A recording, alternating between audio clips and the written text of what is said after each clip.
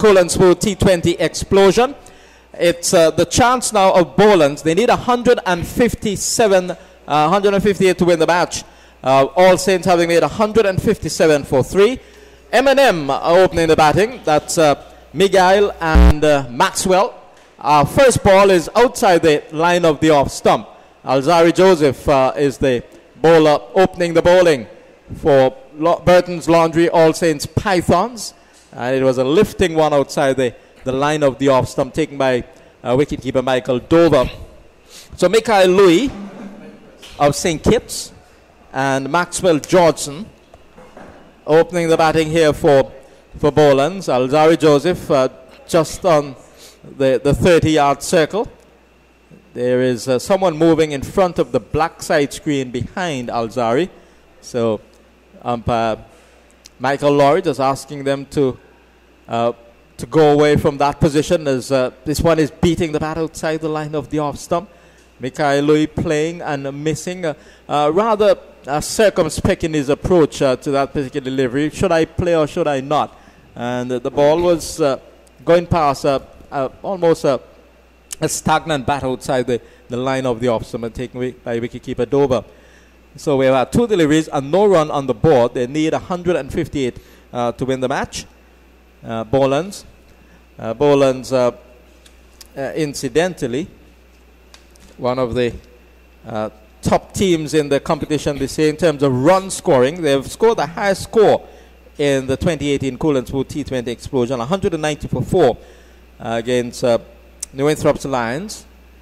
And he's playing and missing again outside the line of the off stump. Sylvester Joseph, who was part of the New Winthrop's Lions team, is alongside me. And I think Mikael Louis is really not negotiating the pace there of Alzari Joseph. Yeah, he's obviously the pace. He's playing the ball. I think the balls that he played off the outside the off stump, they're pretty wide, and he's a bit late as well on them. A good length for starters here with Alzari and good pace. So Alzari Joseph was affected by a stress fracture outside the line of the off stump, called wide. Yes, that was definitely outside the permitted area, and called wide by umpire Michael Laurie. So 1 for Bolans, they're off the mark. 1 for no wicket, an extra. And Alzari Joseph walks back to the top of his mark. He's a key man in this side, and if he's to bowl with the consistency that we know he can bowl, could be a handful for the opposition. He's on his way, has the pace, runs in right arm over the wicket, and here is the batsman driving in hope more than expectation, because it wasn't a ball quite up for the drive, but he decided to have a go at it, missed it, taken by the wicket-keeper. Yeah, the pace and the length of that delivery as well, that was he was in no position to play that. He's better off if he played a flat bat, playing looking to go to the offside. But the line for Alzari is just outside the off stump. The one previous delivery was a bit wider though. And he has support. There are 2 slips. He goes in with the 5th ball of the innings, and this is smashed away for 6. Mikael Louis has hit that one very, very well. It was shortish, but it was outside the line of the off stump. And he played it with a horizontal bat, and he timed it so beautifully that it went quickly through the air, almost a flat 6, and it went smashing against the stony area on the eastern side of the Sir Vivian Richards Stadium. What a retaliation after really looking at sea early on in the over. He has retaliated in spectacular fashion with a 6. Alzari Joseph is in to bowl to him, and this is short and lifting outside the line of the off stump. Would have been very, very close to wide, but I think that the steepling movement of that delivery was after it passed the batsman. I think that was the judgment of umpire Michael Laurie. So the first over has come to an end, quite an eventful one. 7 for no wicket. Bolans, they need 158 for a spot in Saturday's final of the Cool and Smooth T20 explosion here at the Sir Vivian Richards Stadium. Yeah, good start, good aggressive, good actions for starters. I think the one that he struck for 6, that one was a bit straighter, and I don't think that he put in enough effort in that one. like the previous one and the last one. The last one, you can see that he ran in and really bent his back, and the ball took off. But the one before, I guess the blow, the mighty blow over mid wicket, woke him up. Yes, it would have had any.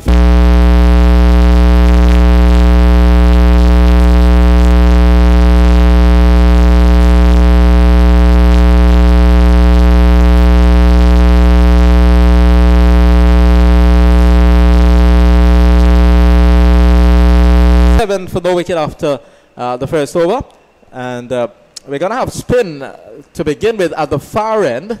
So after the pace of Alzari Joseph, it's the spin of Charanlal Ramjan. Charanlal Ramjan will be bowling spin from the far end. I think Ramjan is bowling from a spin run up. A spinner's run up, but I don't think he's a spin bowler. He's quick through the air. Very quick. So it's more like medium pace. Yeah, he's really quick. But he's a good starter though. So he comes in left arm spinner, and the ball is turned away by Maxwell Johnson. More taking in the face of the bat. I thought for a moment he wasn't sure where the ball had gone.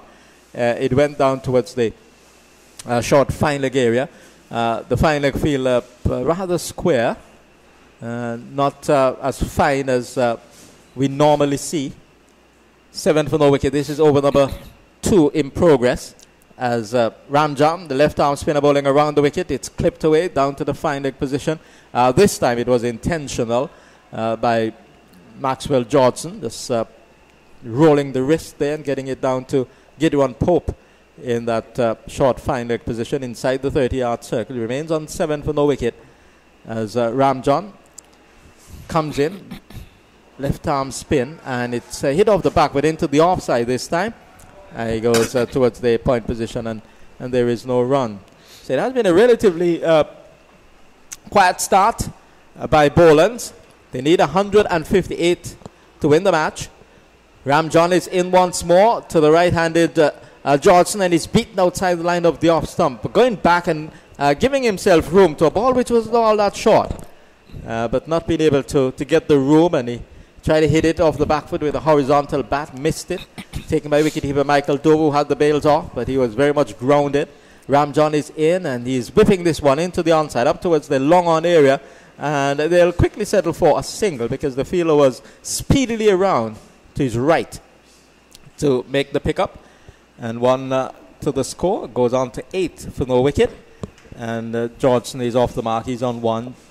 Mikhail Louis, the brother of Jeremiah Louis, Leeward Islands player, he's on 6. And you have another one, Jackson Louis. He plays for us.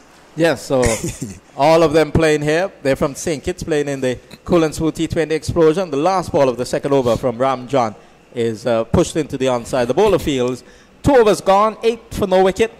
The target are 158 made. 157 for 3 made by Burton's Laundry All Saints Pythons.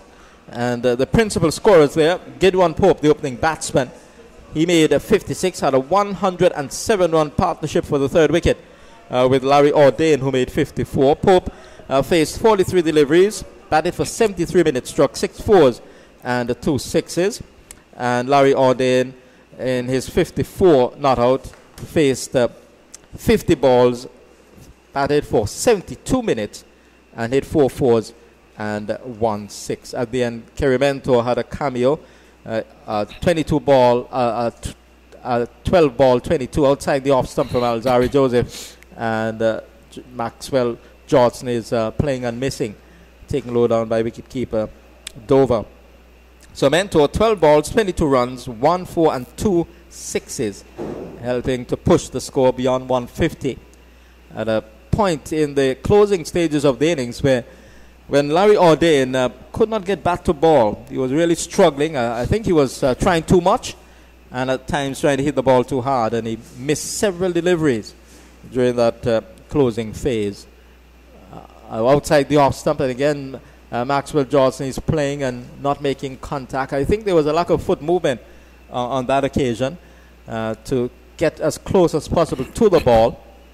He's a small man, Maxwell Johnson. That's his strength. He likes the width, you know, and as you can see, the two deliveries so far, he's not coming across. And but I think the pace of Alzarri Joseph, you know, he's getting the better of him. Yes, yeah, because he's getting past the bat on several occasions. Here is he getting one to lift disconcertingly for the diminutive Maxwell Johnson, and he had to rock back, and the ball steepled and went by into the gloves of wicketkeeper Michael Dover. That was a very, very good delivery. Not much he could do with that except to rock back out of the way. Yeah, he's getting good pace, good bounce. I think that probably you can say alongside the ball and try to probably go over the slips or try to cut it over. Point if you want to score, because it's a tight line of length. Third over in progress. 8 for no wicket. He's driving and missing. Just giving himself room and trying to launch himself into a drive off the back foot. But not being able to get bat onto ball. Taken by the wicket keeper. Alzarri Joseph now 1.4 was none for 7. We go through the full scorecard of the All Saints inning. Gideon Pope caught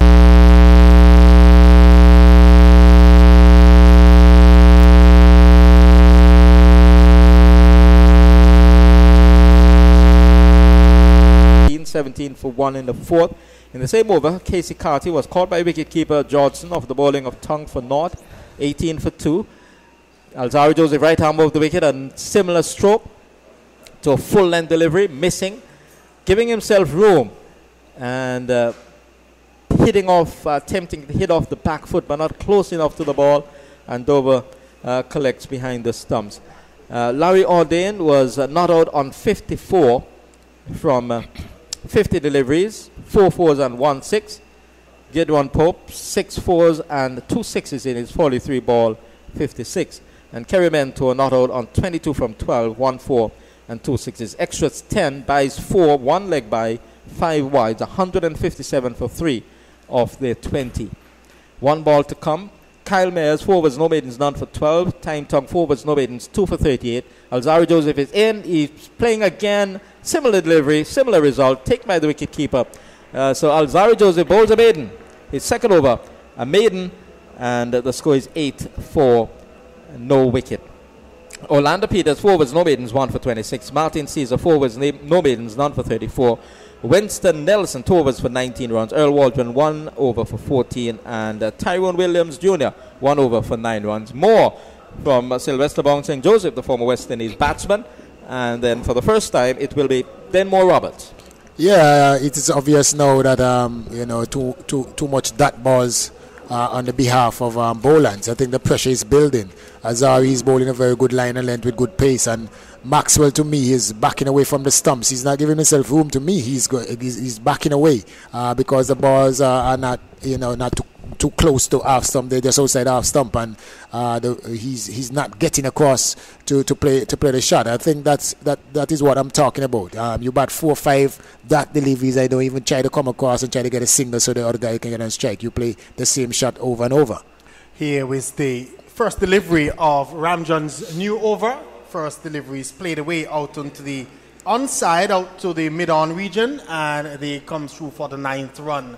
So 9 without loss, and I thought that Johnson wasted an over there because Alzarri Joseph was willing to pitch the ball up to him, and had he been staying in line and probably just looking to get on the front foot, he could have probably hit a couple of those over the top of the infield, because Alzarri had a string of fielders inside that 30-yard circle. Here is he trying to turn one on the onside. They go through for a quick single. They get it in the end as the fielder looks to be Jarvis. Jarvis, not known to be the swiftest of fielders, was a little bit slow in his reaction there at short, fine leg, or more of a backward square position, and the batsmen were able to come through for run number 10.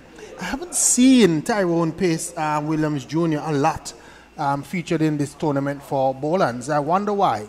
Here is he getting a delivery that he's playing off the inner portion of the bat. They come through for a run. He had that one hit the stumps directly. They could have been in trouble, but they're going to get a second run because there's some overthrows. Not good backing up by the All Saints fielder. Was guilty of watching the action and forgot that he was a part of the action. So he didn't back up at all. The non-strikers then was watching the throw from the fielder, had his hand up in the air, and once the ball missed it, then he realized, oh, I was supposed to be backing up. So 2 runs to Bolans, 12 without loss. We're in over number 4. This delivery. Lewis is swinging and he's out, stumped. The bails were removed by the wicketkeeper. The batsman is not very happy, but the appeal went up. I thought that he was just a little bit walking, and then the bails were removed by wicketkeeper Dover, and the umpire raises his finger. That's the end of Louis. Stumped off the bowling of Ramjan for 9, and the total is on 12 for 1. Yeah, the Bolans team now, they have to be very careful now with the overweight and all the dot balls, because Ramjan, he doesn't only bowl quickly, he gets through his overs very, very quickly as well. So you have to be careful that you look up on the scoreboard, there are 6-7 overs gone and you're 15-21s and you're way behind the 8 ball. One of the main man for Bolans team now, Louis. He's one that normally get him off to a reasonably good start, and they're looking at the back of him now. Yep, they are. But I don't like his attitude when he's been given out. In this day and age where you have all these match referees and fines and all sort of things, I mean, that wasn't a good display. Certainly, we don't have the benefit of replays here, so we have to trust the umpire's judgment. He seemed to have been walking, and he's probably not aware that he had done that, because he felt that he was just standing there, but his feet had moved, and he seemingly just like he was walking out of his crease. The bails were removed, something that I have always often criticized Dover for, because I find that sometimes you remove the bails too often. But at this occasion, he got the result that he was looking. Orlando Peters' first delivery as he has joined Judson. He's just tucking it on the onside. Can't score. So the total remains on 12 for 1 in over number 4. And your comment is correct, Kerry, that if the Bolans team don't really look at it, they could find that in a short while the overs run away from them. And once that run rate is climbing, they're always going to have a struggle. It's already at 9 early on, so they really need to get a move on. Ramjan is in, and this is played defensively, and again he's through that over so quickly, and the 4th overs come to an end, 12 for 1. Yeah, absolutely. You have to give it up to the All Saints team for the start that they've been given here by the 2 bowlers. The experience as Harvey Joseph and Ramjan. He's a very experienced player, especially in the shorter version, and he's showing here again, getting to the overs quickly and being as mean as possible. And this is really pushing the Bolans team, way behind the 8 ball. So again, All Saints batting well. 157 for 3 is the total that they made, behind 56 from Pope and Ordain 54. Mentor got 22, and Tung, the young fast bowler, getting 2 wickets, but he's a bit expensive. 38 runs coming from his overs. So we're going to see Mentor, Kerry Mentor. He's around the wicket to the right-handed Georgeson, and Georgeson just pushes it into the offside field and runs through for singles. So now that he has a slow bowler, or he thinks that it's a slow bowler, you see Georgeson staying in line and doing what we thought that he might have done with Alzari Joseph in the last over. Just work the ball into the offside and coming through for a run. So there's a slip in place. There's a man at third man. Point is there.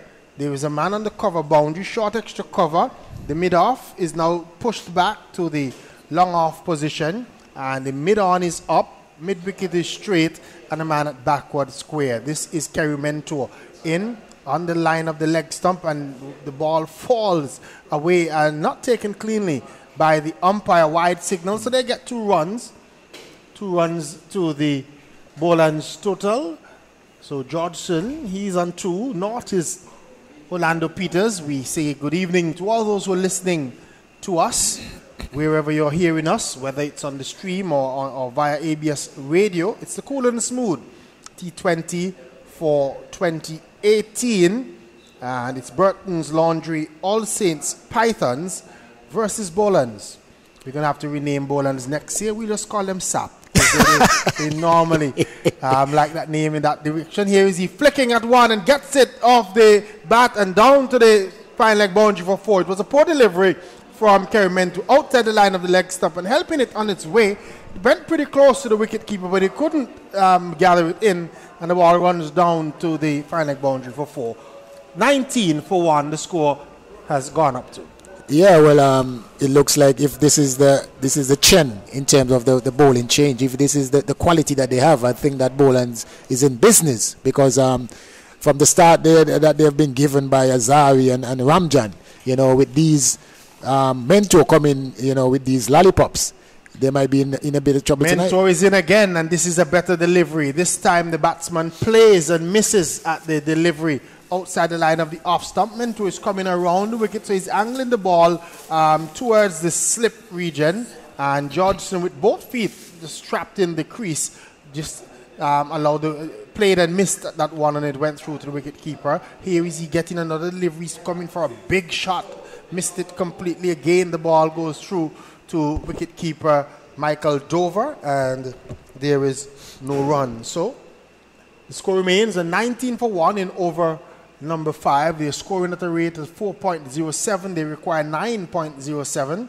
This delivery is flicking it down the onside. He's going to get runs here. Gets one. The fielder just flicks the ball up as he falls. And in the relay, the throw comes back to the wicket keeper.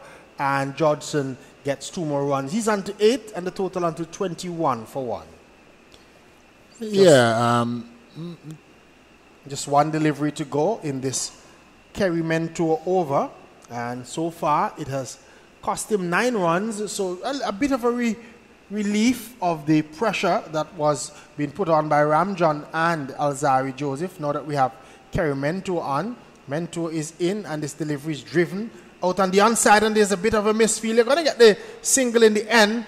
They sprint through for it. There was just a bit of hesitation, yes, no, but then the fielder at that mid-on position with the number 17 on his back, we'll try to identify who he is, just didn't feel well and allow the batsman in the end to get a single. The end of over number 5 has come up. Bolans, they are 22 for 1, chasing 158. They need to get to 158 for victory. Yeah, you see a bit more intent, but also you see some the regular batting, I would say, to the tournament from our local players in terms of trying to hit all the balls for a boundary.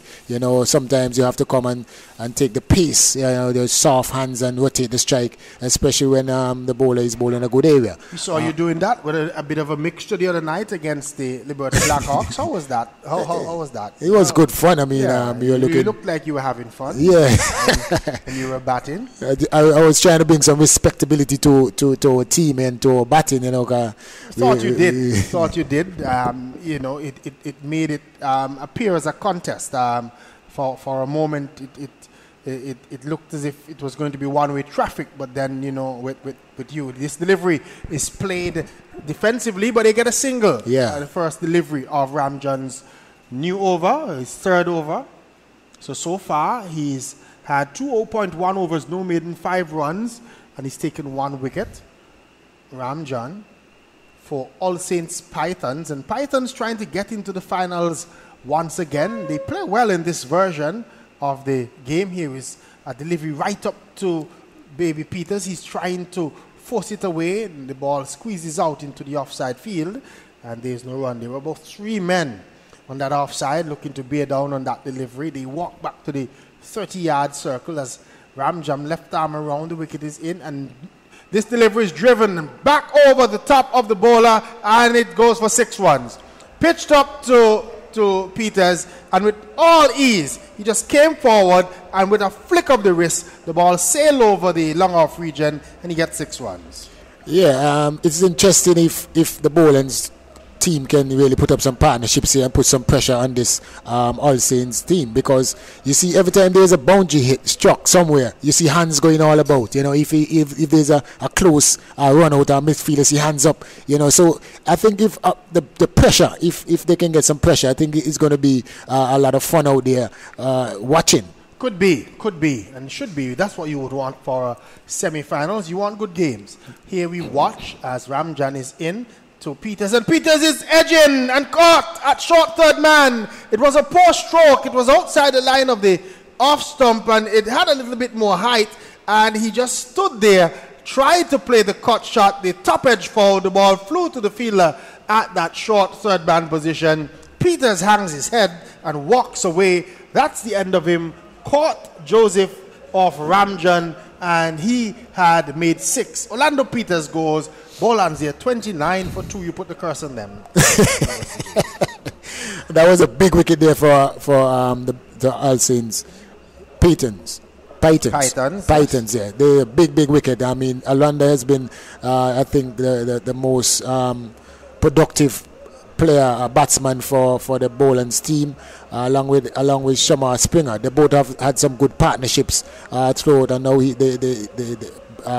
see the back of him. So I think there's some ease now for the All Saints team. So it's you can tell about we were talking about the pace of Ramjan. You see, and a spin bowler, and you got caught trying to cut on the circle. You know, that delivery had a bit of pace on it. Yes, that was a little quicker, and it made a little bit more height than the others. The one before that he struck for 6 was right up to him. And Ramjan just pulling back the length slightly on that one, and the ball bounced on Peters. Yeah. And that shot, because we've seen himself and Devon Thomas particularly get out in that same region time and time again in these T20s. In the last, you're right. You're so right. In the last game, he was the same way.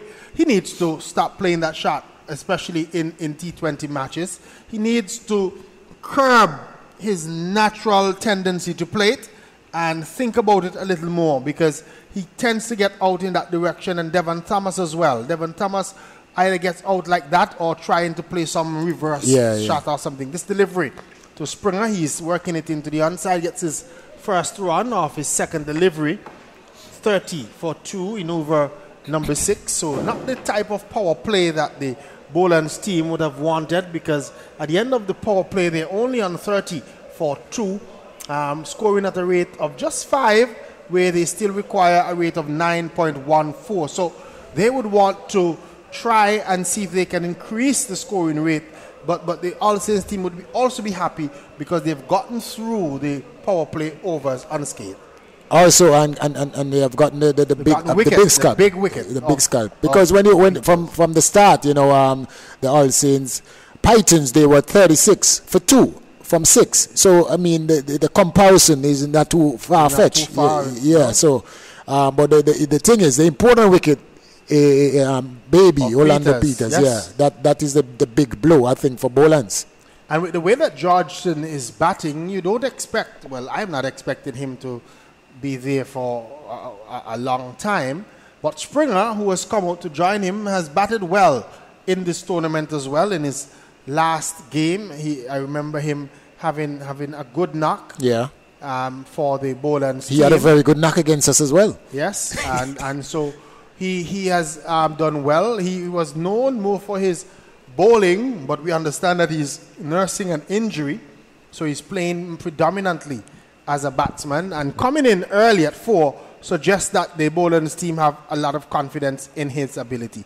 He squeezed in this one out into the offside field as Kerimento starts over number 7, the first delivery, and there's no run. 30 for 2 in over number 7.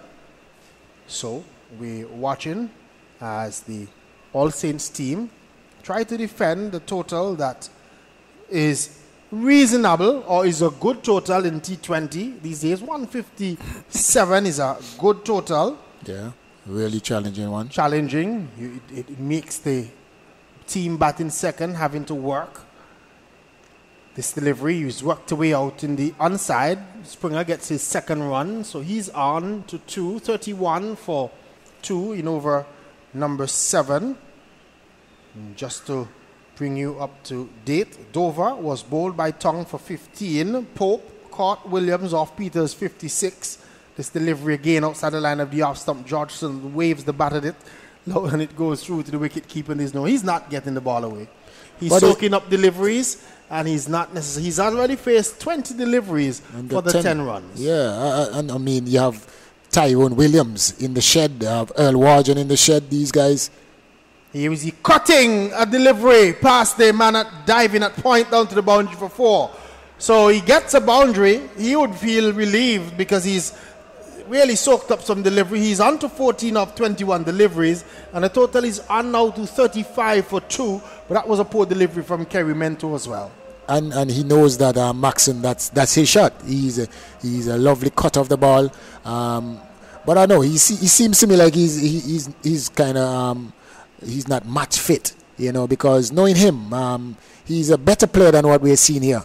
So we see to come. We see Williams Jr., there's a Caesar Nelson, Gavin Williams, it looks like, Kyle Mayers, Tong, and Earl Waldron. So still some batting to come for the Bolans team. Here is Georgeson hitting this one straight back past the bowler. Should be fielded and is now by Alzari Joseph, who is looking sprightly in the field today.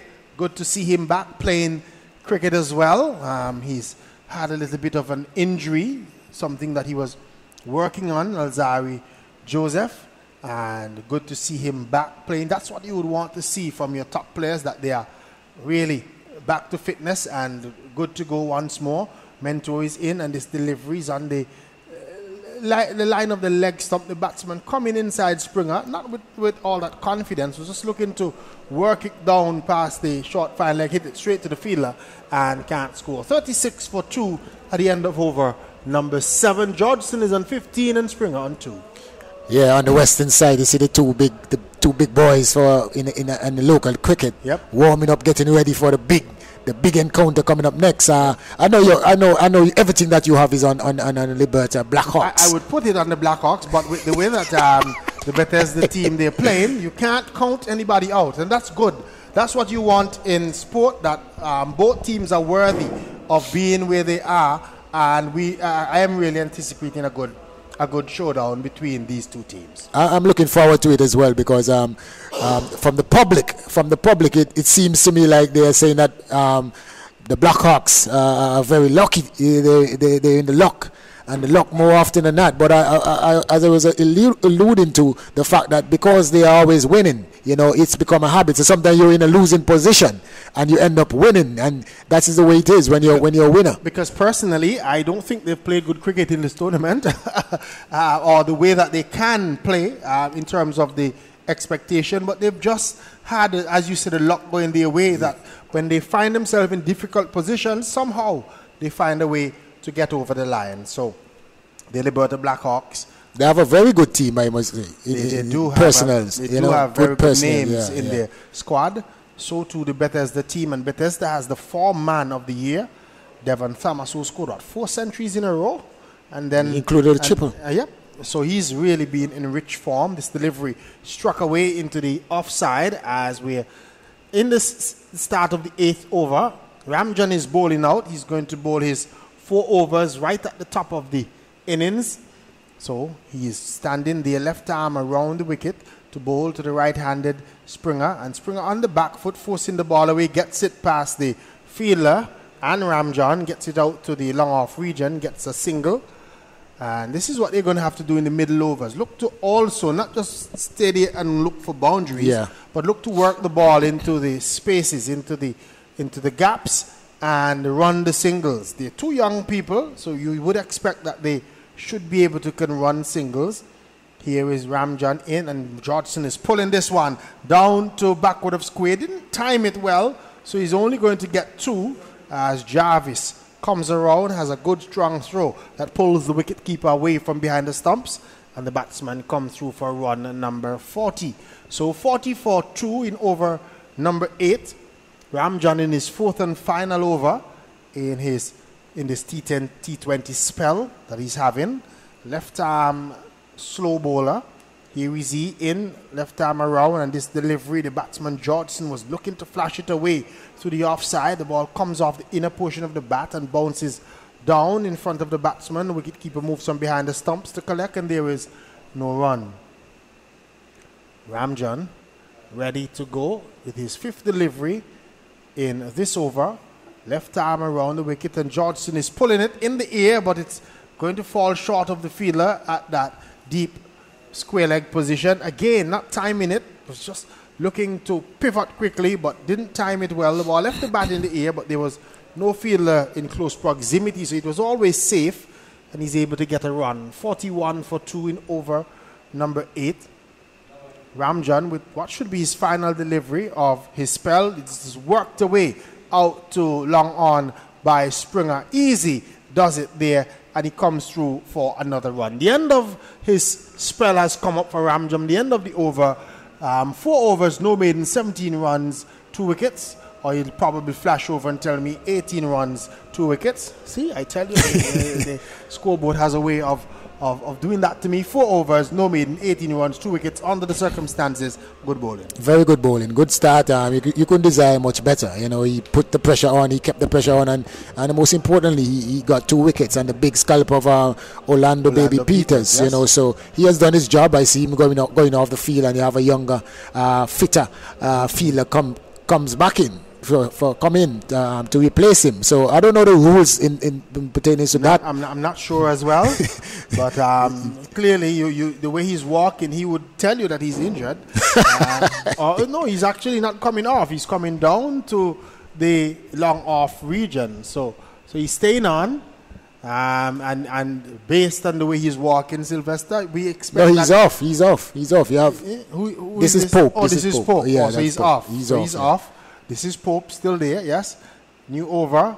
This is Larry Joseph, his first delivery. The batsman playing a naughty stroke, trying to squeeze it away past the backward point fielder. The ball just bounces down on the offside, and there's no run. Joseph in this delivery, just pivoting and smashing it out to a straightish mid-wicket position is Springer, just for a single, hit it straight to the fielder who's on the boundary. One more to the total, 43 for 2 in over number 9, being bowled by Larry Joseph, the batsman. Just want a change of bat. Young substitute sprints onto the field and was just trying to deliver the message as well. And then he hears from Springer, I also want a bat. Give me the one with the blue, the blue rubber. We'll wait and see what color comes out. You heard that from the stump mic. I'm hoping. This is Joseph in, and this delivery is forced away by Georgeson, but again can't beat the field, so no run. Georgeson has now had 27 deliveries for his 19 runs. He's facing up now as he's hitting this one from Joseph on the onside. He get the single as the wicketkeeper having to do the work into the backward square region. Just one. Joseph is good in these T20 as well. The way that he bowls pretty quickly and straight. So you always have to work for your runs off Larry Joseph. Here is he with a quick delivery and Springer covering up and pushing it into the offside field to Mento, who is standing at that short extra cover position, and there is no run. Joseph is in once more and cutting and missing his Springer to a delivery that bounced outside the line of the off stump. He wanted to hit that one backward of point, didn't make contact, and the ball is into the gloves of wicket-keeper Dover, and there's no run. The end of over number 9 has come up. Georgeson is on 20 of 28. Springer 5 of 11. Bolans there 44 for 2. Yeah, I think they're slowing down the over rate, the runs rate in terms of they're not getting. I see they get a few bad balls and they're not putting them away for the boundary ball, and that is I think is hampering them. They're getting a few singles between, but they need to keep up with the boundary balls. And the good thing about it, in a situation like this, they only have 2 wickets lost, so they have some good some batters in the shed, so they have the opportunity. And I don't think that 157 is such a big total. I think it's just a pass score. So, if they can take it as far as possible with, losing just 2 wickets, I think they're in with a chance as well. It may look difficult now, but I think because of the wickets in hand. I think that is still a good game. Yeah. This is a new over from Nathaniel, and it's edging. It gets it past the wicketkeeper and down to a short third man. They come back for 2. The fielder giving chase back there and then pulling it back and into has given the bowlers just. Did they get 2? Yes, yeah, 2 runs. So 46 for 2. Amal Nathaniel is in, and this delivery is cut away by Georgeson. Should get runs here, gets 1, wants the second, and is going to get it because the fielder having to do a lot of work from the cover boundary down to a wide third man, and so the batsmen were able to come back for 2. So Amal Nathaniel with the number 17 on his back is Semple, who did that bit of fielding a while ago. So we watch as Nathaniel is going to be bowling to Georgeson, just with a little walk in. He's in, and Georgeson is hitting this one in the air. It's going to fall safe of the fielder on the extra cover boundary, and they're able to just come through for 1 run. So 1 more to the total. It's on to 49 for 2 in over number 10. So this run rate has climbed up to 10.38 as we see Zoral Bartley standing by as well. We might have a double change shortly. Jack Matthews is also lurking. Here's this delivery wide outside the line of the leg stump. Wide called by the umpire. That was a full toss. He should have put that away. Should have really put that one away. Those were the ones I could hit when I played. Here is this delivery. He's driving it beautifully over the top of extra cover for 4. So this time he got back onto the ball, Springer, reached forward for it, didn't try to keep it down, deliberately hit it over the top of Mentor, and it raced into the extra cover boundary for 4 runs, 54 for 2, and we're still in over number 10. Yeah, I think if they put away the bad balls, the pressure will ease a bit. The singles and the twos they're getting, quite frequently. So it's important. They get in some balls that I think they should they can put away. I think this is the bowler that they need to target, Nathaniel.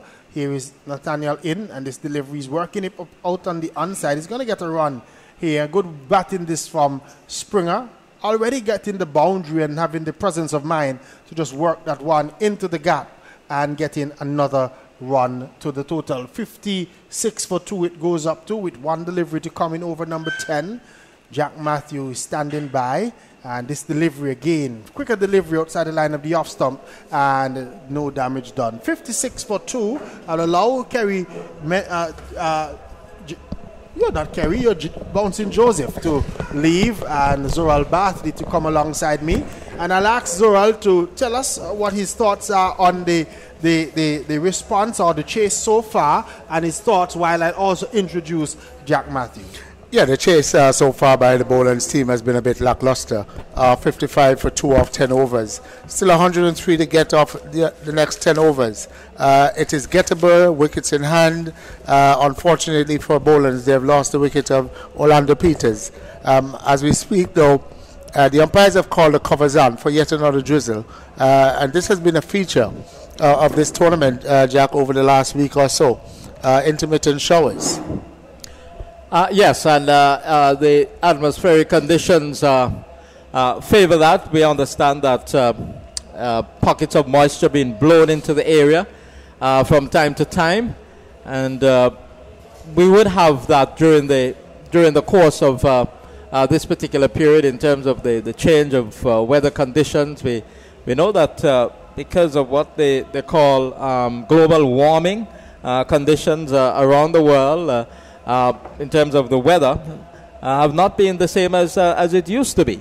And therefore we have a situation where we have rain intermittently, as you said, when normally in years gone by we never used to have that sort of situation. We would have the regular seasonal rainfall, and then there would be a period where generally would be, but you have pockets of moisture coming in.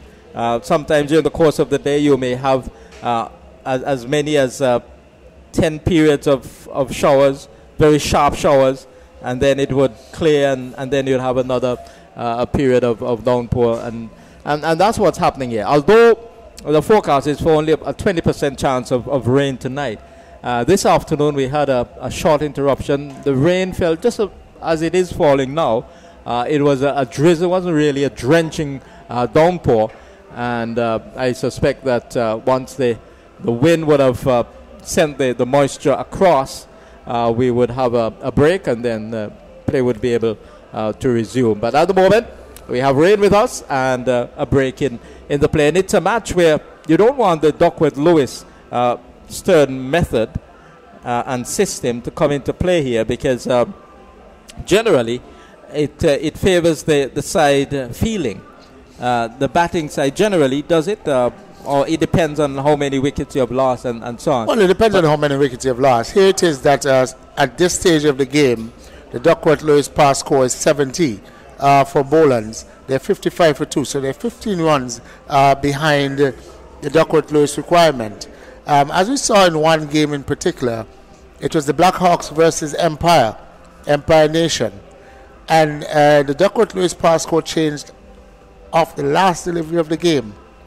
And the Empire lost the wicket of Santoki. And that propelled the Blackhawks into winning that game. But Jack, as we have global conversations about global warming, etc., I think we're seeing some of the effects. Probably things we don't understand, things we talk about, things we hear about. Haven't done detailed studies ourselves, but there has to be some truth to the conversation. Yes, because the hurricanes are coming in thick and fast over the last 20 years or so. I remember my first hurricane was Hugo back in 1989. That was my first experience, and then we did not get the full brunt of it. Montserrat and St. Croix and some of the other neighboring islands had the full brunt of Hurricane Hugo back in 1989. And a year prior to that, it was Hurricane Gilbert in Jamaica, devastated Jamaica in 1988. But before that period, we only heard our grandparents talking about the 1950 hurricane. Hurricane Janet. Yes, Hurricane 1950. There was a hurricane in the late 70s as well. I think it hit Dominic. It probably was 79. Allen, I think it was Allen. Yes. Hurricane Allen. Right. But there was far between in terms of hurricanes. Well, I mean, we certainly had a busy period towards the end of the 90s. Between 95 and 99, we certainly had some. From 88, 89, yeah. Right. And then, fortunately for us, we haven't had any until the ones of 2017. Yes, every year you get the excitement of a named storm coming towards you, ultimately turning away. But I suppose it's something that we have to gauge a little bit for the unknown, and prepare well. Yeah. But even if the territory of Antigua Barbuda is not affected, certainly the islands within the Caribbean have been affected, generally have been affected in the succeeding years after the Hugo in 1989. And so we have to keep watch and be prepared for these storms. And that's the weather. And that's part of the global warming that, as you say, it's a scientific name and a scientific method and so on, by which they look and assess these atmospheric changes. We don't know about it because we are not in that line. We're here to commentate cricket, and that's really our forte in terms of doing commentary. But these interventions are going to force us to look at some of the reasons why we have these regular interruptions, and that explains it. Global warming. Well, Jack, I mean, in between time, we've also had some political hurricanes. And I'm sure as we, as Caribbean people, as we anxiously await the outcome of the Barbados general elections today, to see if yet there's another hurricane on the horizon. Is there a new female prime minister being presented? That certainly seems to be I think that's the consensus. That's the consensus. But, we've had elections around the Caribbean in the recent past, and it makes exciting times. Man controlling what they have control over. Yes, and women have certainly made their mark in not only politics but in other spheres of Caribbean life for many, many years. And we have seen an increased number women coming forward in politics. And a lot of them have made their mark. I think the first one, in terms of the Caribbean, would have been out of Dominica. Eugenia Charles. Yeah, Eugenia Charles. She would have been the first one in terms of breaking the barrier, as it were, in terms of a woman becoming a prime minister of a Caribbean territory. And succeeding ones, Janet Jagan was certainly one of them. There was out of Trinidad and Tobago, Kamla. Yeah. Mm-hmm. And you know, Jack, there are a lot of exciting things happening around around women in these days. As Antigua, for example, prepares to send off first all-female team to the Atlantic rowing, that is something major. And as a country, we prepare to host the Women's World Cup, T20 World Cup in November. Again, another major event. Antigua would definitely then be the smallest nation ever to host any sporting World Cup finals. In the spotlight. Forever in the sporting spotlight. It's something. And that's an adventure for the women. And again, they're showing that they can hold their own in areas where men have dominated, and the expectations are that only men are able to perform these feats. And so we wish them all the best in that. But it will not be easy, as we have heard from the men who have crossed the Atlantic in these small boats, right? It's a challenge, but they're off to do it, and they're prepared to do it, and we certainly wish them all the best. You know, Jack, as if I can just focus in a little bit on the major event being the World Cup semi-finals and finals for the end of November in Antigua, that's a tremendous opportunity. It's an opportunity that we as a nation, we as a people, we've got to embrace. We've got to prepare well. We've got to prepare to welcome the world. Because it's going to be Antigua Barbuda showcasing to the world what we have to offer. It's the first female standalone tournament. It's the first one of its type. It's always been tagged on to the men's event, and for us to host that event is speaks volumes to where we have come as a country, and to where we rank with regards to international cricket. We're following in the footsteps of Lords, which hosted 24,000 for the Women's World Cup last year. And, it's been thrown down. The gauntlet has been thrown down to Antigua Barbuda to fill the stadium come the 24th of November. Saturday the 24th of November will be the finals. I think the one time that we've seen this stadium filled was for the CPL Guyana versus the Antigua Warriors. And I'm sure come the 24th of November, the pride that we have as a nation will ensure that we galvanize the support, that we ensure that this stadium becomes a spectacle. This stadium looks a spectacle across the world as we host that event. And we're hoping that the women will come out, and perhaps Cricket West Indies would target the women, because it's a women's affair in that sense, because the women will be very much on the forefront. They will be the ones batting, they will be the ones fielding, bowling. And as you said, it's a new thing in terms of the Caribbean hosting a global event involving women. And the West Indies will be defending the title.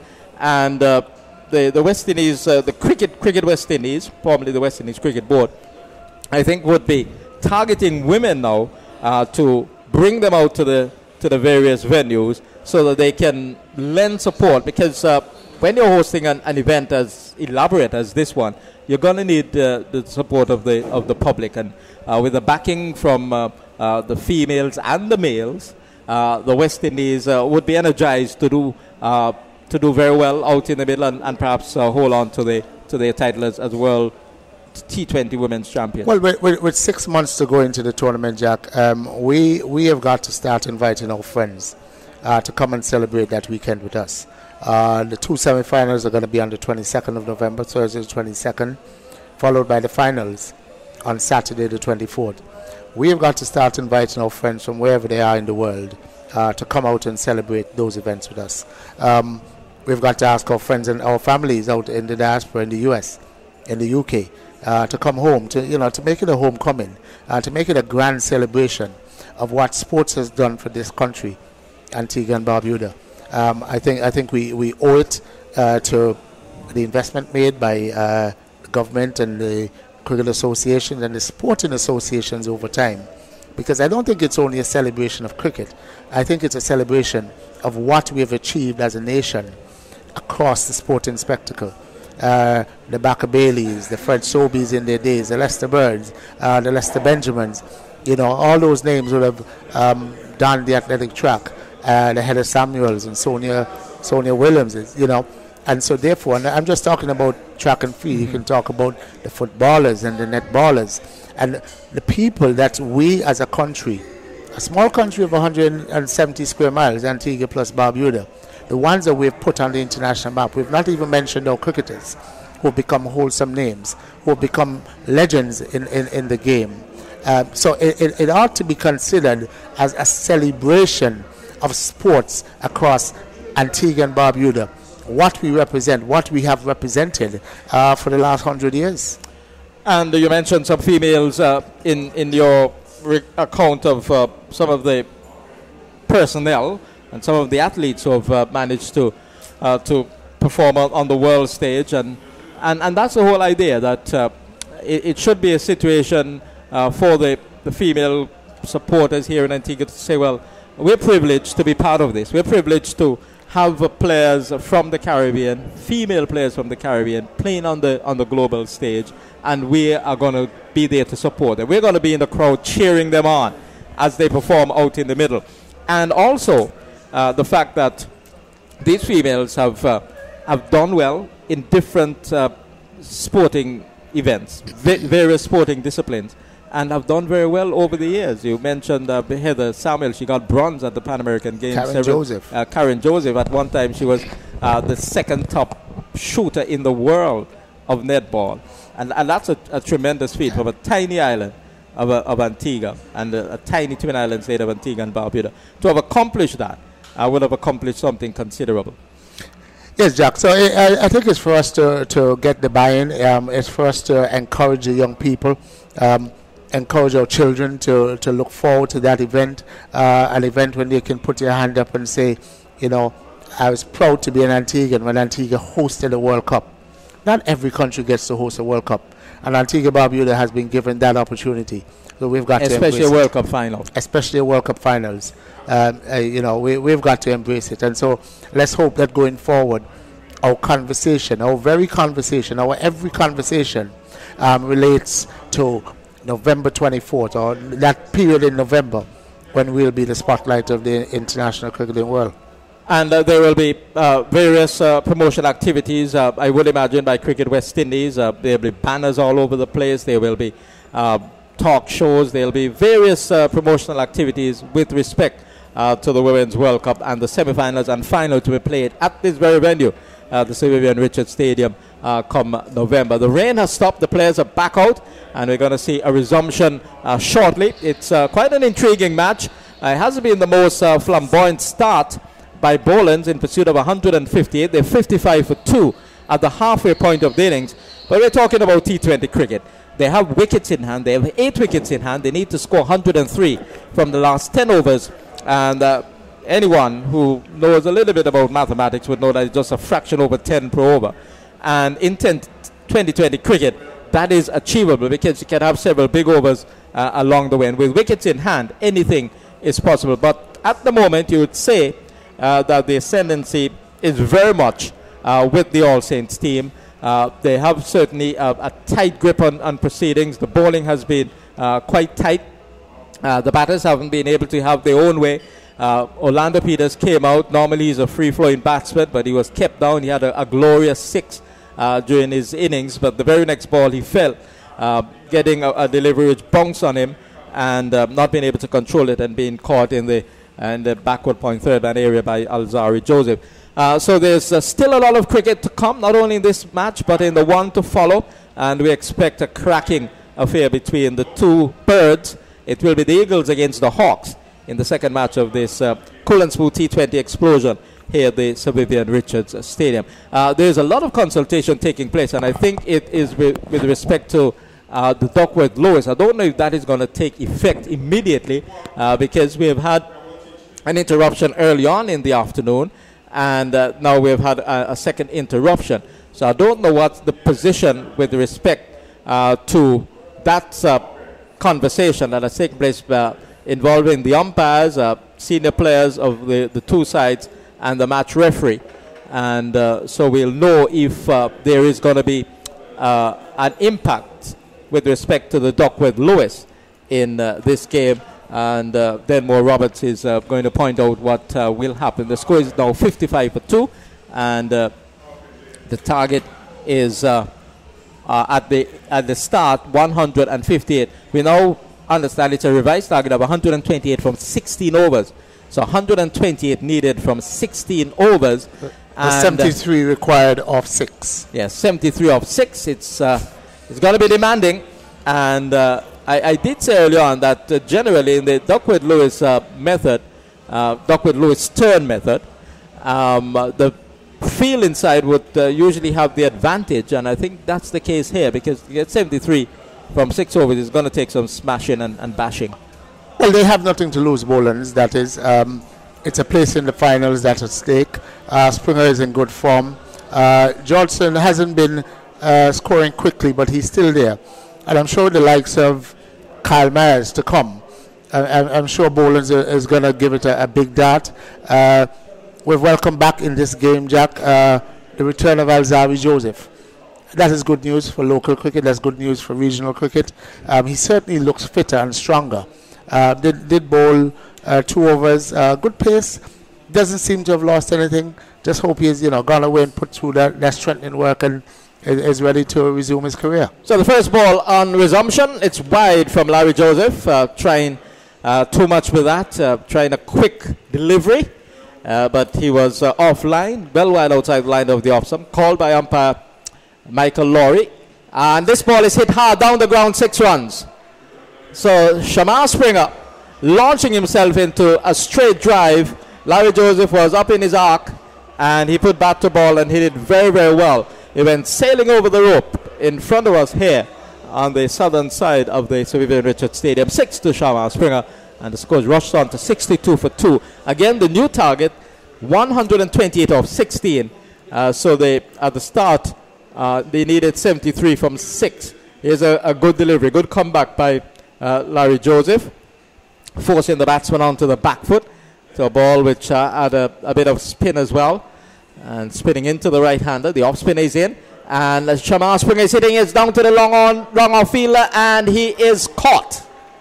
So Shamar Springer caught at long-off of the bowling of Larry Joseph, and he has gone for 16 or 15 deliveries, and the score is 62-3 as they try to get up to 128 of 16 overs. Duckworth Lewis turn method coming into play here with 2 interruptions during the course of the match.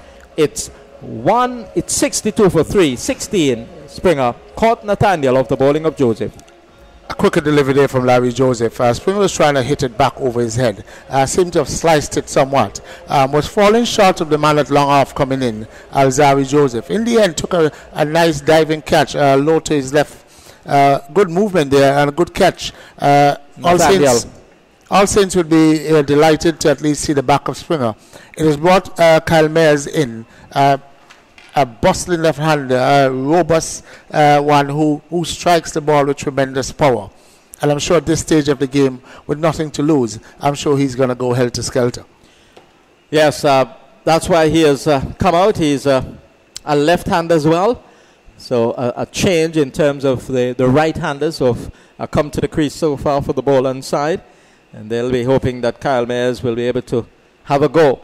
Here's a ball hit beautifully down into the offside. It goes 1 bounce to the fielder, sweeping at cover.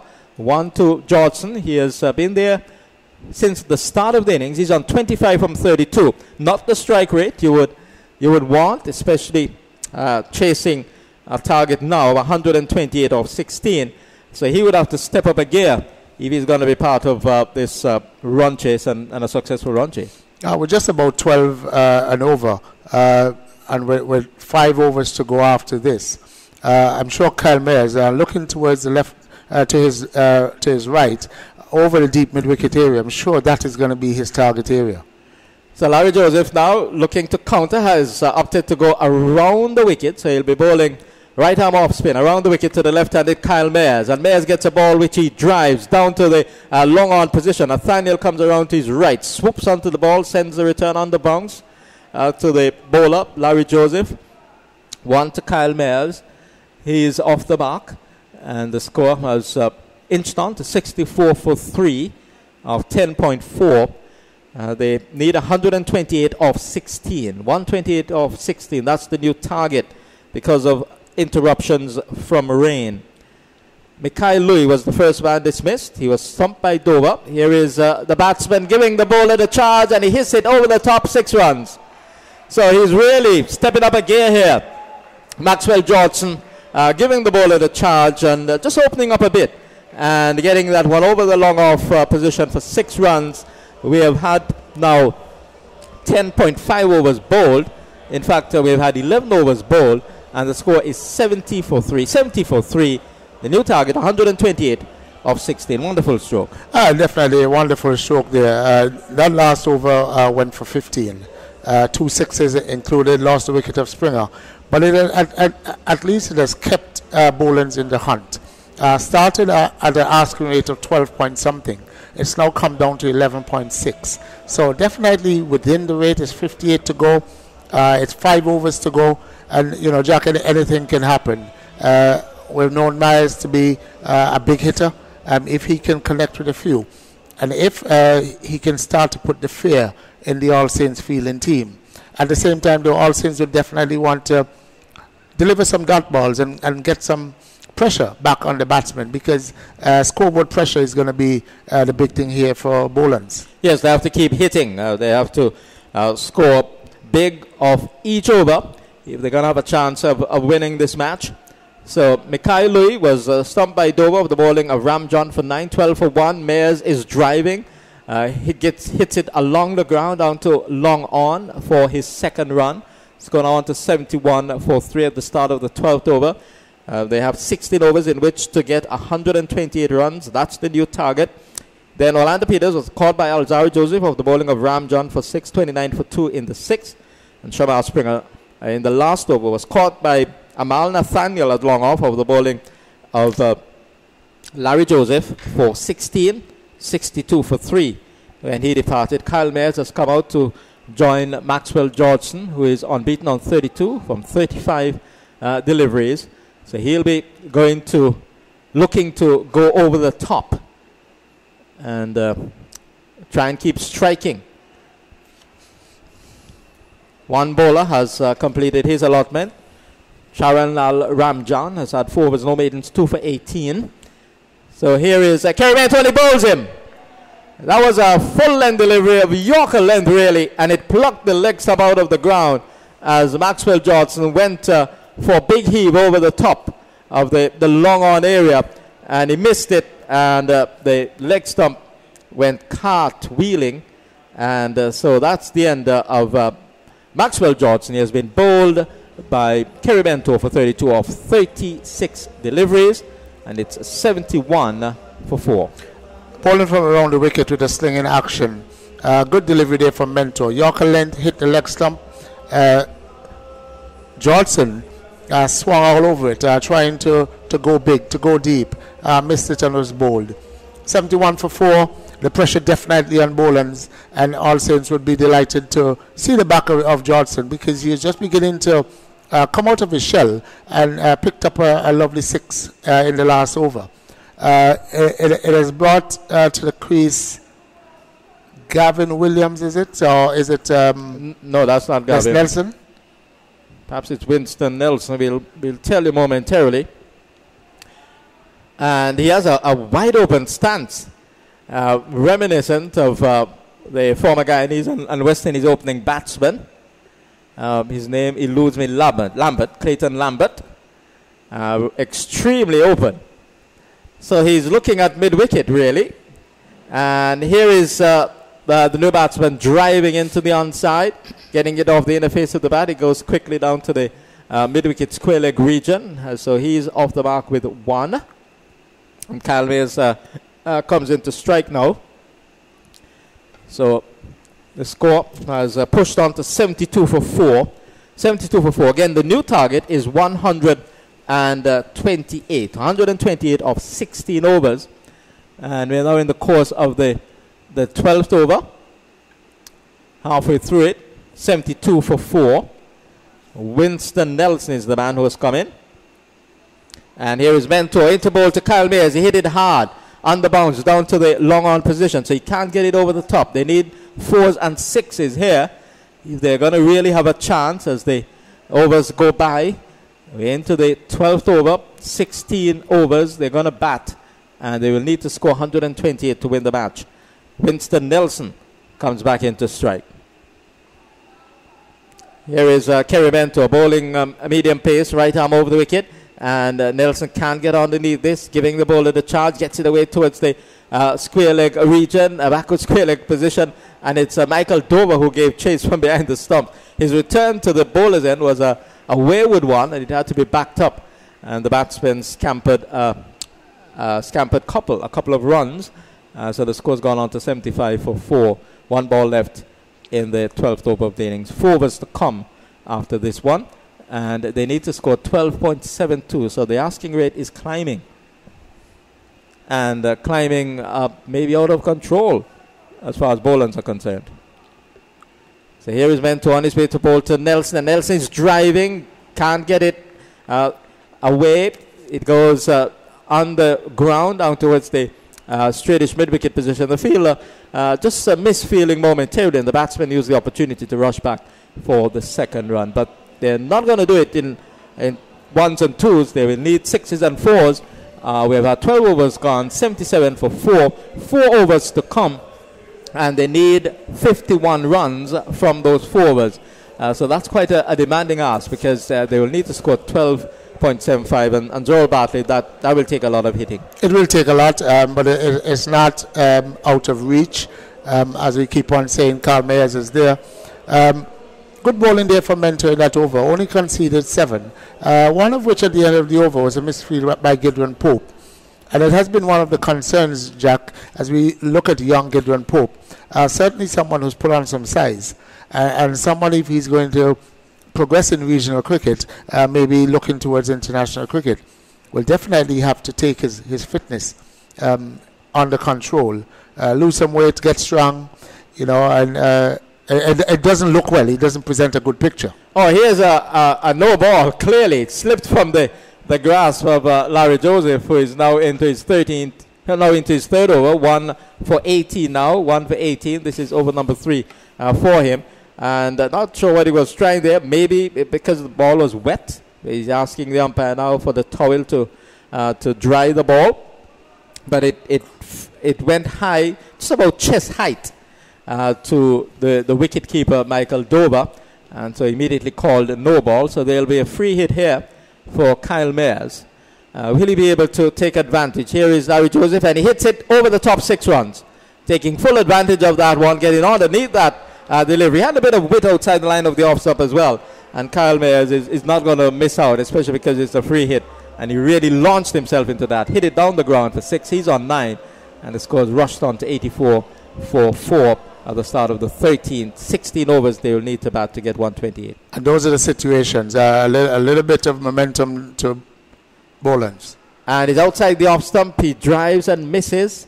A precious dot ball goes by outside the line of the off stump. Mayers again looking to get underneath that delivery, but not being able to get bat onto ball. Missed it completely. Larry Joseph bowling over the wicket now. Into him, and it's hit in the air down to third man. He's going to be caught, and he's caught. Caught by the fielder, third man. That was a fast, flat delivery, and it wasn't up. It was deliberately hit into the pitch by Larry Joseph, and there was Kyle Mayers trying to hit another 6 down the ground, just skied it to third man, and a gentle catch was taken. 84 now for 5, 84 now for 5. And this is over number 13. There'll be 3 overs to come after this one. Nathaniel was the catcher at third man.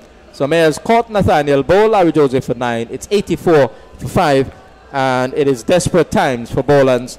And certainly very good times for All Saints. A shorter, quicker delivery there from Larry Joseph. Mayers is coming forward, looking to swing. He is going to swing at anything. And even when he saw it was short, he tried to use that momentum and tried to muscle it over the long on area. Took the top portion of the bat and lobbed out to the man as short third man. All Saints would be delighted to have gotten rid of Kyle Mayers. As we've said, he's a dangerous player, like we saw in that 60 hit off the first delivery, which was a free hit. And now 84 for 5, 12 and a half overs to go of what is now a 16 over inning, 44 to go. All Saints definitely in the ascendancy. Yes, 12.57. That's the asking rate. Larry Joseph is in, and the batsman is driving, aiming to hit the ball over the top, gets it down to the long off position, and the field is there, just limiting the batsman to 1. And so it's Nelson on to 6. Gavin Williams has come in. We'll have his first ball. It's 85 now for 5. 85 for 5. Mikhail Louis departed for 7. Maxwell Johnson for 32 of 36 deliveries. Orlando Peters 6. Shamar Springer 16. And this is an attempted swing. Missing the ball, goes away into the offside, and they scamper a leg by. The signal comes from Michael Laurie. One more to the score, 86 for 5. Ones and twos cannot do it. The asking rate has climbed beyond 13 now. So they need 42 runs from 3.1 overs. Really a demanding ask. And Kyle Mayers, the last casualty, he went for 9. Here is the last ball, hit in the air, will fall well short of the fielder, sprinting in from the straightish mid-wicket position on the boundary. And his return, that's Casey Carty, is away from the stumps. So we've had 13 overs completed, 87 for 6. The revised target, 128 of 16. To take it to the end with 41 required from 3 overs, it will be Denmore Roberts after a few words from Zorel Bartley. Another steady over there for All Saints, in which they picked up the wicket of Carl Mayers. 87 for 5 after 13. 41 runs to get in 3 overs. All Saints would definitely feel really, really bad if they were to lose this game from here. But if Bolans can pick themselves up in the last 3 overs and score 41 runs, I'm sure they would deserve to win. And definitely, I'm sure that would be all on their mind. That would be definitely on their mind. They would want to win. But something that I've noticed, or someone that is quite missing in action in this tournament, has been Tyrone Williams Jr. What has happened to him? He's in the squad, but he's not batting.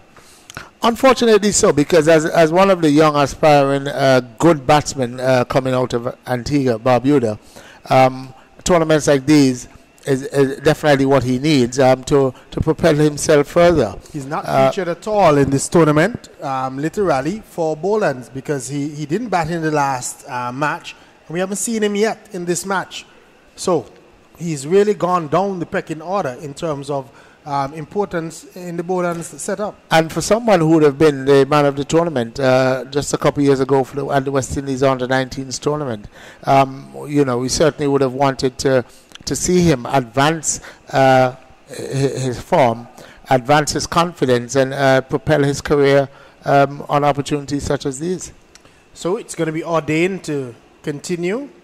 This delivery wide outside the line of the off stump, called wide by the umpire. We'll confirm if it's ordained, because ordained, I think, had bowled, and this doesn't look like ordained to me. Scoreboard is saying ordained. He's jumping down the track and hitting this one hard over the extra cover region. Looks as if it's one bounce. No, it carries all the way. 6 runs for the batsman in Nelson. He jumped down the track and really launched himself into that delivery, and he picked up himself a boundary.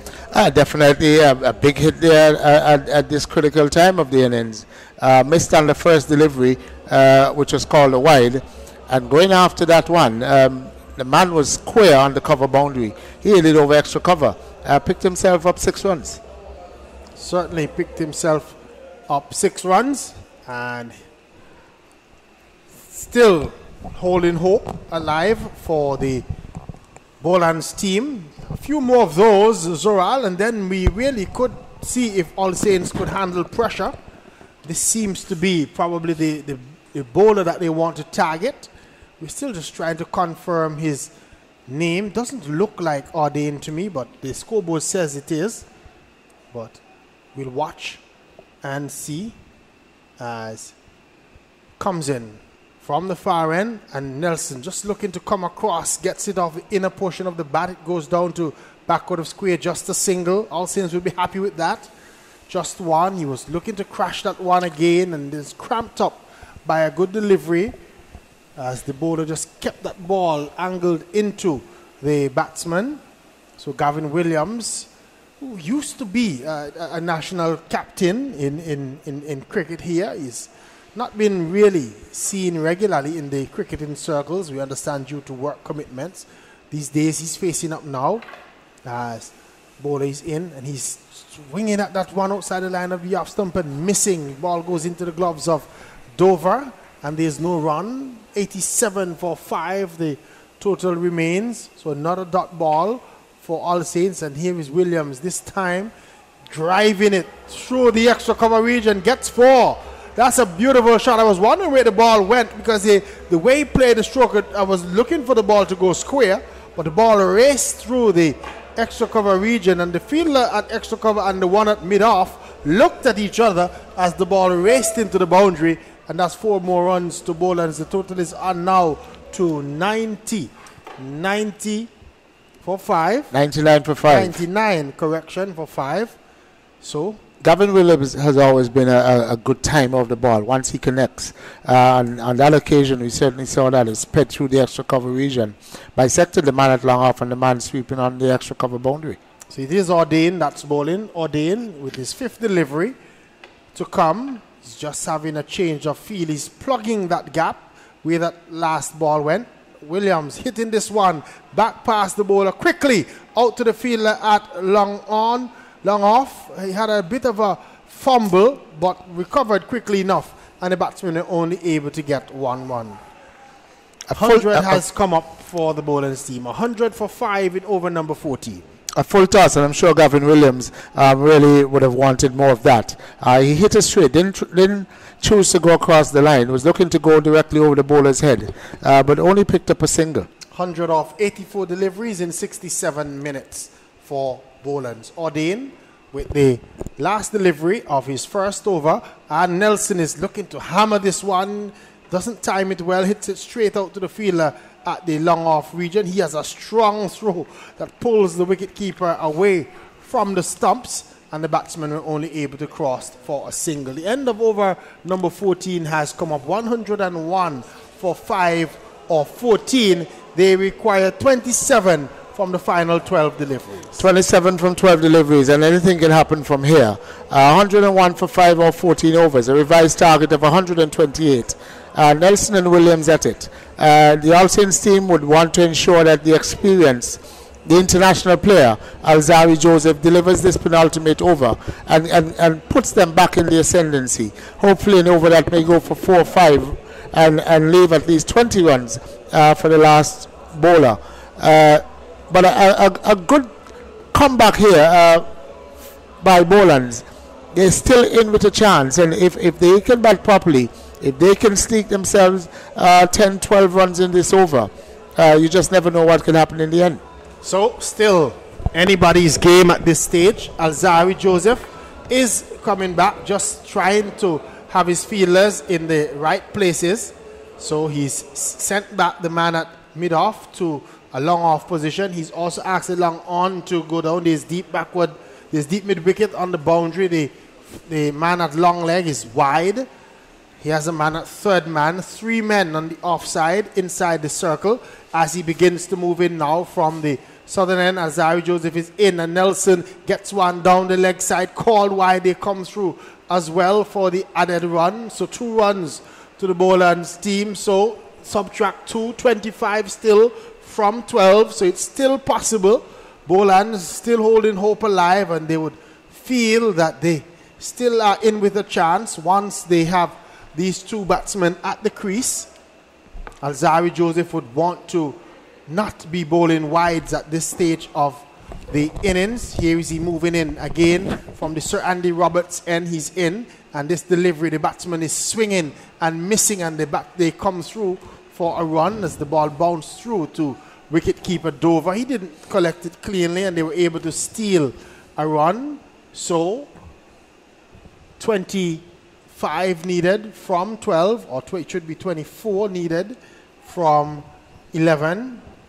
25 from 11, the scoreboard says. Target 128-103. So 25 runs to get. Here is Alzari Joseph. Begins to move in now. He's in and bowls, and this delivery is on the line of the leg stump. A loud appeal by the bowler as the batsman was coming across his stumps looking to work it on the onside. The ball went into the pads and they get this scramble, another single. Somewhat fortunate there, thought Alzari Joseph. That delivery was angling into the leg side, and with the man on the deep square boundary being forward of the umpire, tickling that just back of the square would have picked up 4 runs because the other man is at long leg. But an attempted Yorker coming from wide of the crease. Here is Alzari Joseph again.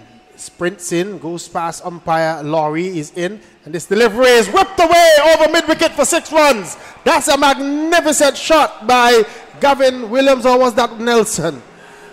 Definitely Gavin Looks Williams. to be Williams, but that one was magnificent. It was right on target and just flicked the bat, made good contact, and the ball sailed over mid-wicket and into the boundary for 6 runs.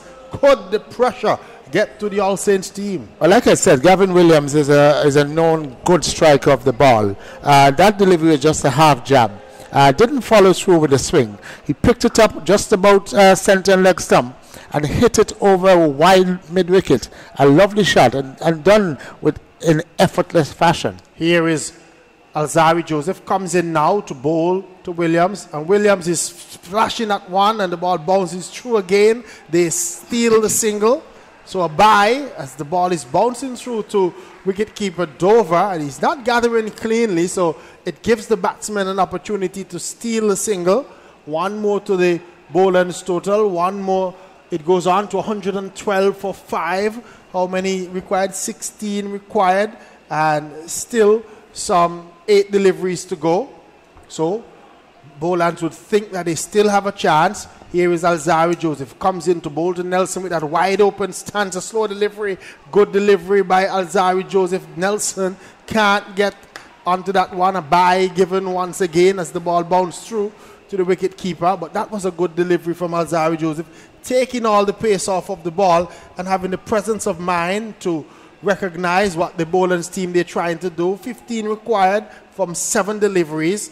Alzari Joseph in his 3rd over, and you would think that this might have been a miscalculation for All Saints, not allowing Alzari to bowl all his 4 overs. Well, remember there was that interruption. But even when they came back, I think they still had the opportunity. So to bring him on earlier, here is he comes in with what should be his final deliveries in, and this delivery is down the leg side, called wide.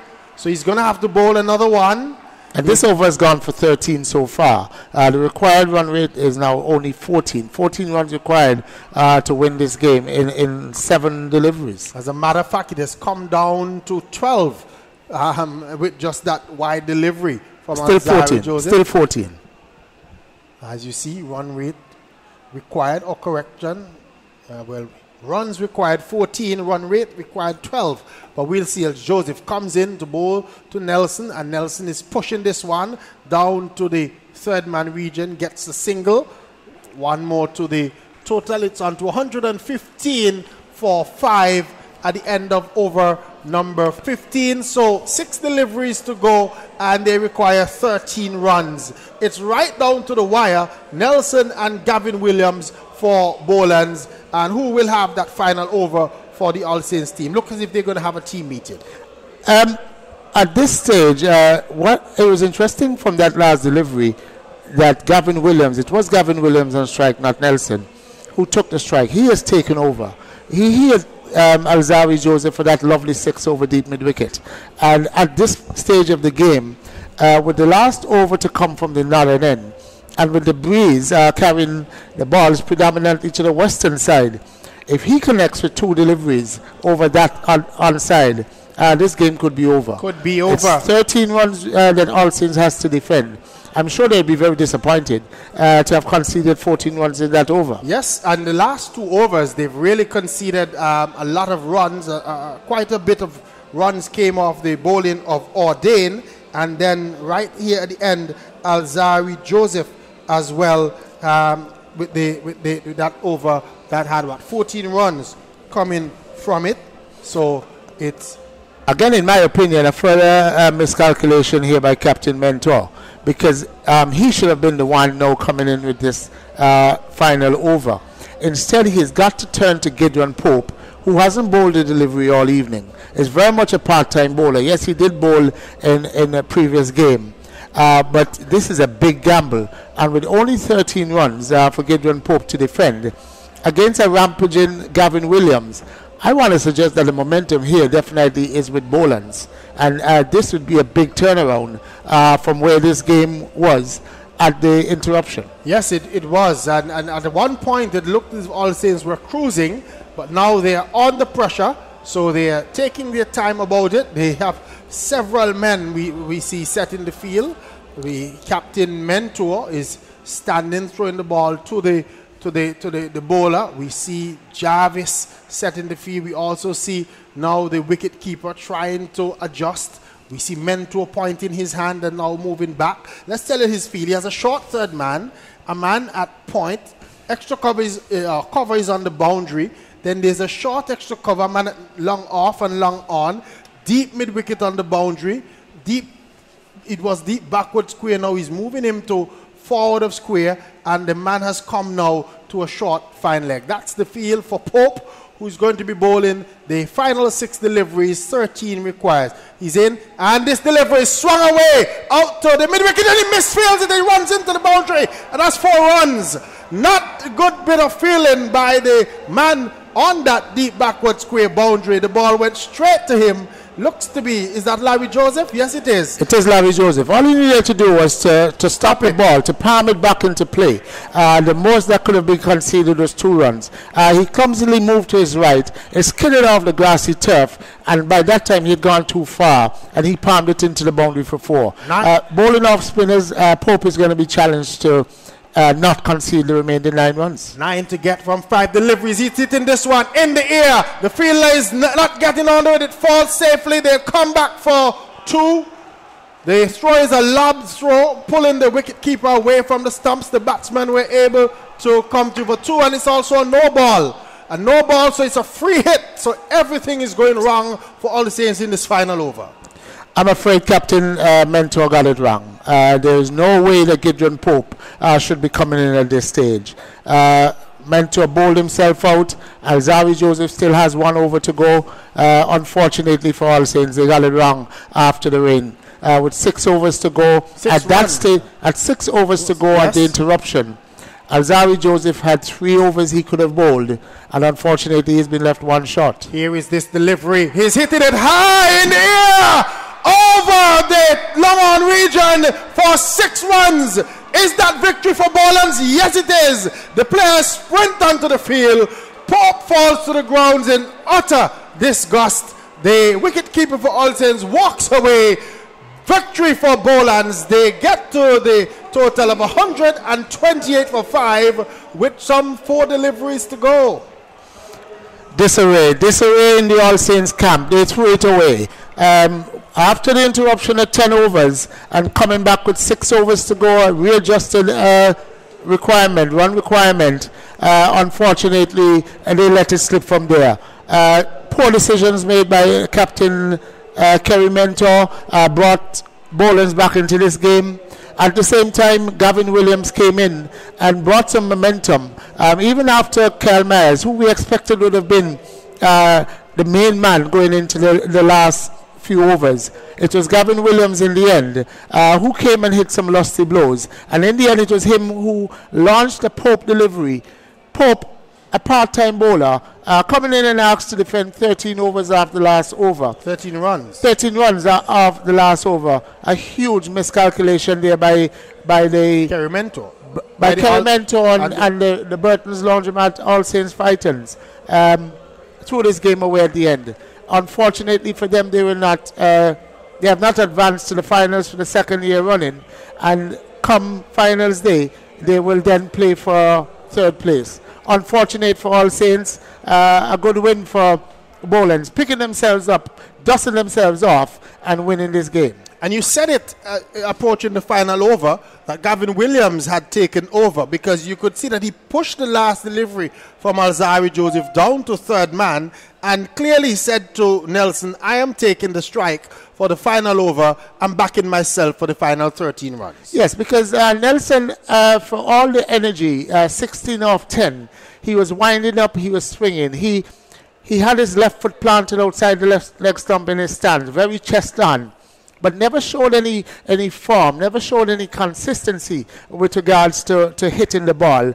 And in the end, it was the experienced Gavin Williams, former Antigua cricket captain in the Leeward Islands tournament, who struck 24 of 11 deliveries. I think the 6 that he hit Alzari Joseph for over deep mid-wicket, I think that was the turning point. That was the turning point. It was a quick delivery, angling into his pads, and he jabbed it. A short-arm jab, but it went a long way over deep mid-wicket. Well timed. It was well timed. beautifully And timed. picked up 6 runs, and I think that switched the momentum.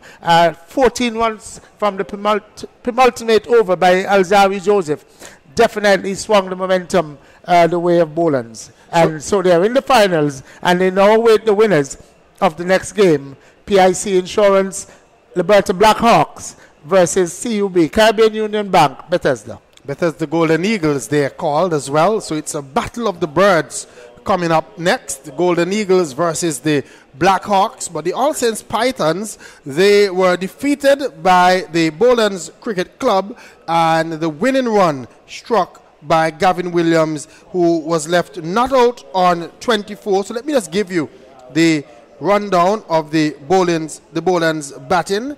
Louis was caught over of Ramjan for 9. Georgeson was bowled by Mento for 32. Peters was caught Joseph of Ramjan for 6. Springer was caught Joseph of Larry Joseph, called Alzari Joseph of Larry Joseph for 16. Kyle Mayers was caught Nathaniel of Larry Joseph for 9. Winston Nelson was left not out on 16 of 10 deliveries. And Gavin Williams, right at the end, ended on 24 of 11 deliveries. 128 for 5 in the 16th over under the Duckworth-Lewis-Stern method. And let us just give you the bowling for All Saints. Alzari Joseph, 3 overs, 1 maiden, 18 runs, no wickets. Ramjan, 4 overs, no maiden, 18 runs, 2 wickets. Mentor, 3 overs, no maiden, 23 runs, 1 wicket.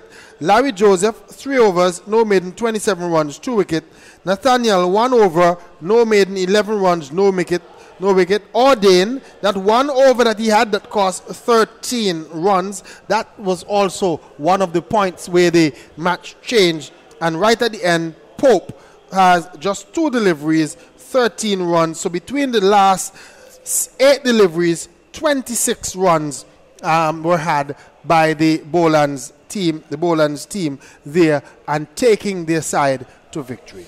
With the 4 teams that came through to the semi-finals, the Bolans team is the only one from the area that we call round south.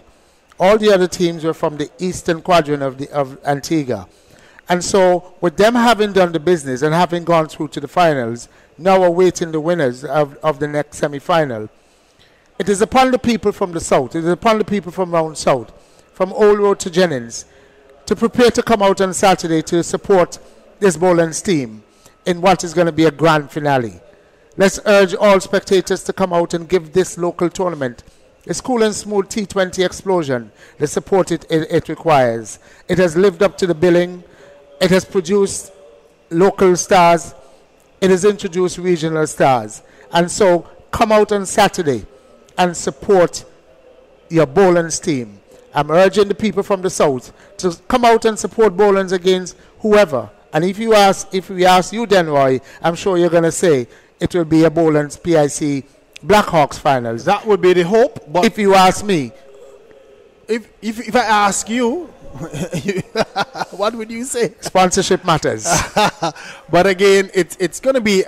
We expect that it's going to be a good match. We see the 2 captains heading out: Raheem Cornwall and Devon Thomas, walking out to the middle to do the toss for the next match, while they have the presentation ceremony going on for the match that has just finished.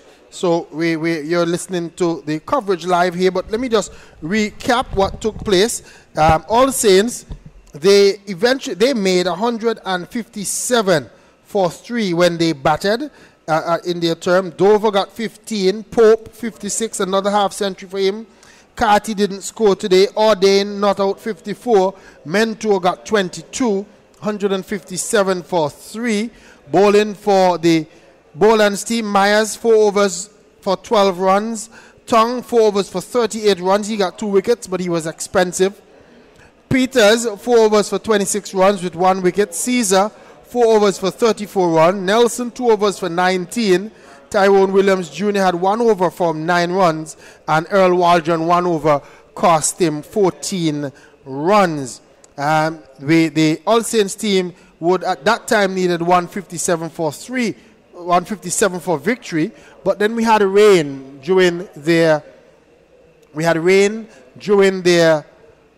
response, and then Duckworth Lewis Stern system came in, which meant that All Saints they needed 128 to get in a revised total of 16 overs, and at that time they had already batted 10 or 11 overs, so it was necessary for them to really, I think they needed upwards of almost 70 of the last 6 overs or so, and the Bolans team went about getting it. Again, it was Louis who made 9, Jordson 32, Peters 6, Springer 16, Mayers 9, Nelson 16, and Gavin Williams right at the end chipping in with 24 runs. We're just waiting to hear what will take place in the Liberta versus Bethesda match. The toss has happened. We'll hear who is going to be taking first knock and what is going to happen. Sylvester Joseph has come back alongside me, and Sylvester Joseph still sporting that football hairdo that he told me was for scoring goals, and he tried it the other evening to see if he could make some runs, see if the